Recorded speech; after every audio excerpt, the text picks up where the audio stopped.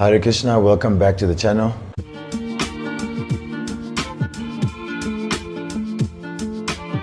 I'm looking into South Africa and I'm seeing that a fire has broken out. It's the same old divide and conquer springing up.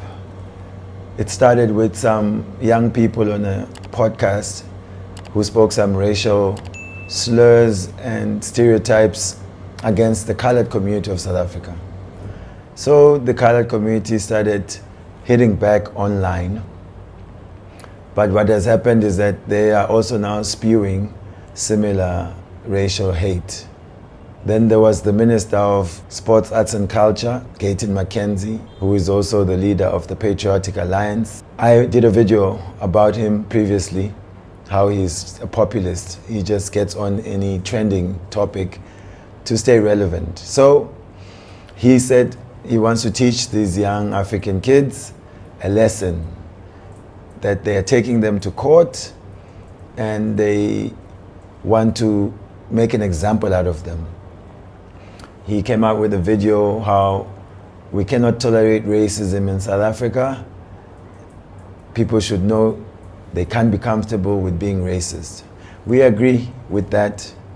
Racism, just like tribalism, are all low class.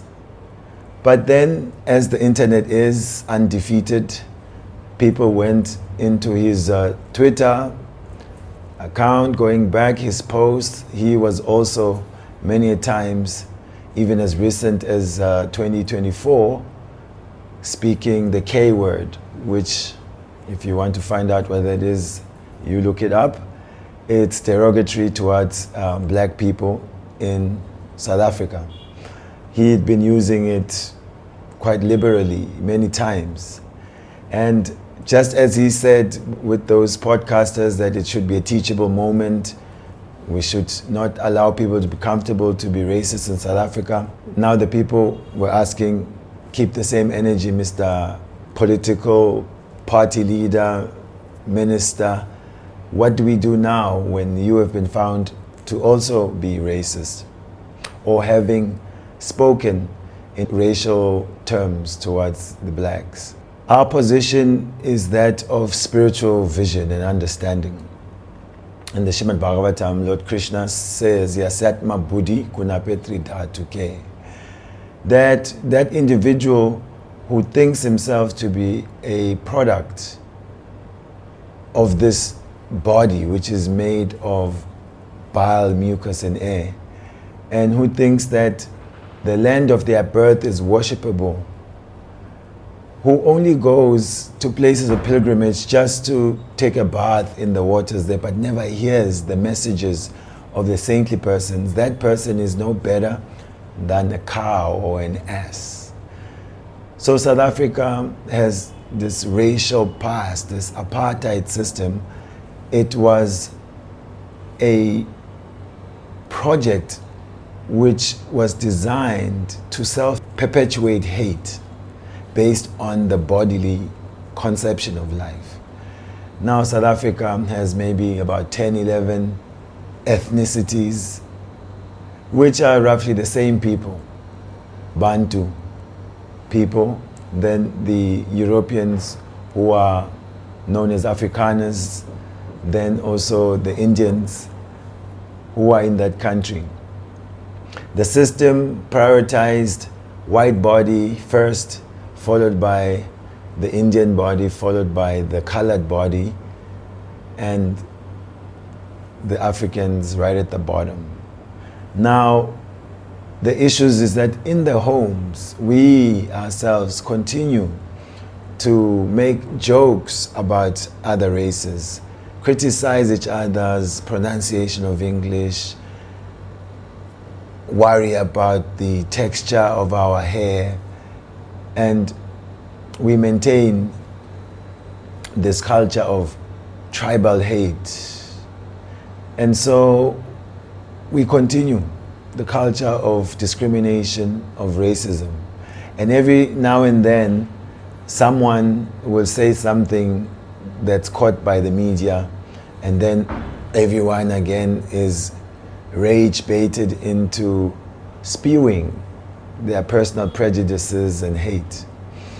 So until we come to a deeper spiritual understanding that we are not this body, we are not this bag of bones, blood and pus, that our identity goes deeper than our tribal names, our clan names, the complexion of our skin, that we are not meant to aspire for the standard of whiteness, where they live in some unspoken superior place, where the white are conditioned to think that they are the standard of what is right and what is desirable.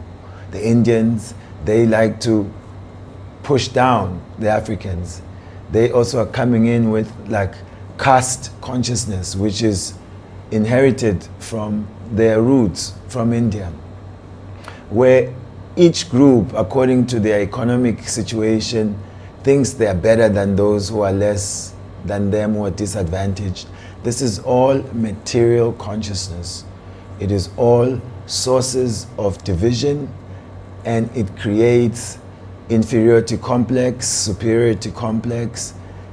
It is offensive to other living beings. Krishna says in the Bhagavad Gita that I am the seed-giving father of all living entities. So we are all children of one God. We are spiritual in nature. And until this becomes the standards that we teach in schools, at homes, that kids should grow up knowing that they are the spark of life, that they are beautiful and complete and loved by the Supreme Lord, and that no place of birth, no complexion of skin, no financial standing defines them in their beauty. If we don't come to that, then this will always be the feature of not only South Africa but the entire world. But right now I'm speaking on South Africa, that this racial divisions will always take hold. And then now cancel culture. The same minister, Gayton Mackenzie, who wanted to cancel and crush those young people for speaking silly things, racial things, he himself is found to also have been the perpetrator of hate speech, racial speech. Canceling people will never solve the problem, but real education, where people are also allowed the process of purifying the heart. This process of chanting Hare Krishna is a way to clean the heart. It's available for everybody. Everyone can chant Hare Krishna and raise their consciousness to understand themselves as souls. Bob Marley, quoting His Imperial Majesty King Selassie in the song War, he said, until the color of a man's skin is of no more significance than the color of his eyes, and until that day when that no longer is the standard of measure, there will always be war. There will always be war, there will always be strife. And so they want us divided. A divided people are defeated people. South Africa has its economic woes. There was a promise of a rainbow nation. And the more we buy into these biases that are programmed by the apartheid colonial project within us, we remain always defeated. But my call is a call to righteous rebellion. Let us rebel against this bodily identity politics. And let us go for the deepest truth. We are all spiritual beings. Christ said, what profited the man to gain the whole world and lose his immortal soul? So we are that immortal soul. Bob Marley is saying, they don't want to see us united. All they want us to do is keep fussing and fighting. Yes, they don't want to see us live together. They don't want to see us build together. But the Supreme Lord Krishna wants that the living beings live in brotherhood and sisterhood, cooperate to use all the resources that He has provided in this world for serving Him and therefore awakening love of God. So South Africa and the world, heed the warning of the bodily conception of life, thinking we're this body or this mind, thinking that the land of our birth is the most worshipable, ready to fight and die for. It is who we are. No, it's a temporary place. This body is temporary, but you, the spiritual soul, are eternal. So chant Hare Krishna, read Bhagavad Gita as it is, and get out of this stupidity. Hare Krishna.